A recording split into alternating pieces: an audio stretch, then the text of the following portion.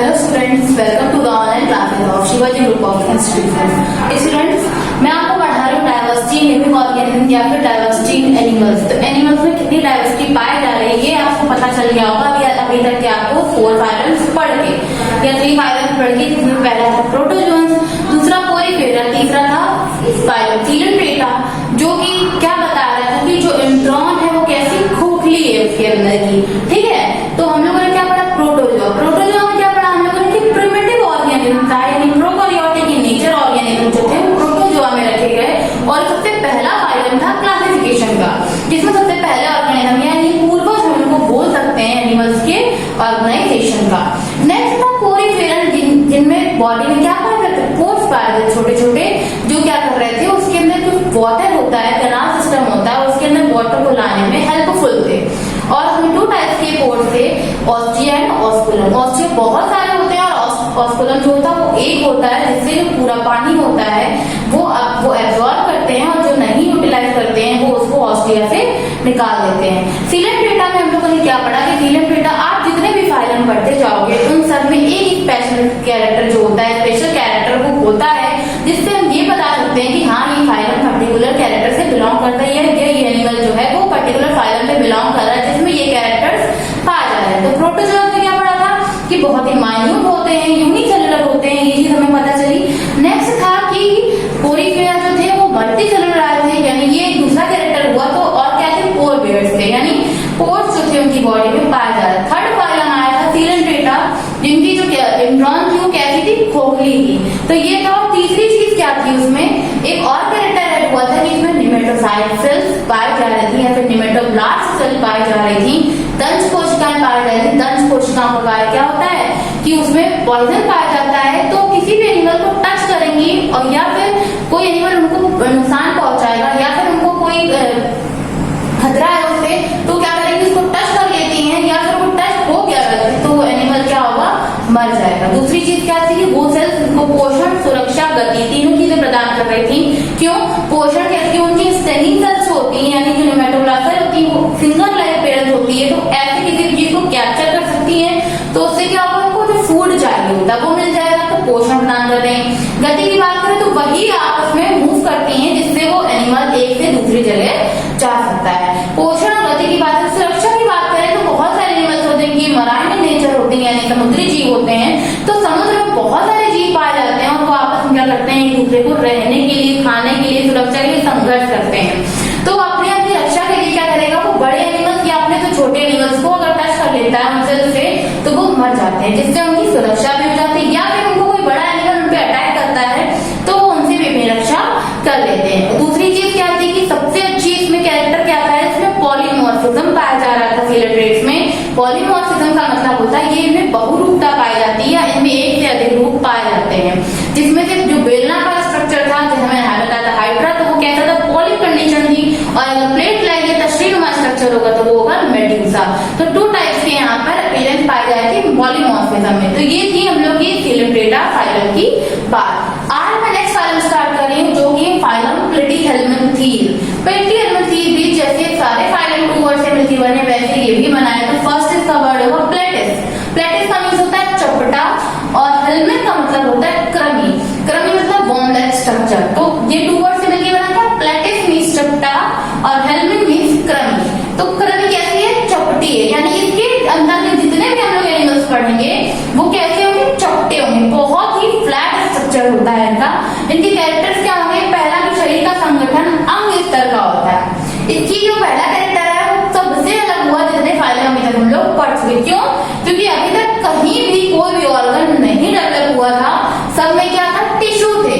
यहाँ पर आ गए ऑर्गन, ऑर्गन यहाँ पे आ गया इनके स्ट्रक्चर में। तो सबसे पहला कैरेक्टर है जो बहुत इंपॉर्टेंट है और सबसे अलग करता है। नेक्स्ट है फीते की तरह चपटा होता है। अभी तक जो ऑर्गेनिज्म हम लोग पढ़े सिर्फ फीते जैसे कोई स्ट्रक्चर नहीं था और ये फीते की तरह चपटे हैं। नेक्स्ट है पाचन तंत्र अविकसित। पाचन तंत्र जैसा सब में था वैसा इसमें भी है, अविकसित टाइप का। और कैसे है, परजीवी या फिर पैरासिटिक। परजीवी का मतलब होता है ऐसे एनिमल या ऐसे ऑर्गेनिज्म जो होस्ट सेल से क्या करते हैं, न्यूट्रिशन लेते हैं। होस्ट सेल जो होती है उसको क्या कर देती है, होस्ट सेल को ये बीमार कर देते हैं, किसी भी तरह के रोग को फैलाने का कार्य करते हैं। तो ये हो गया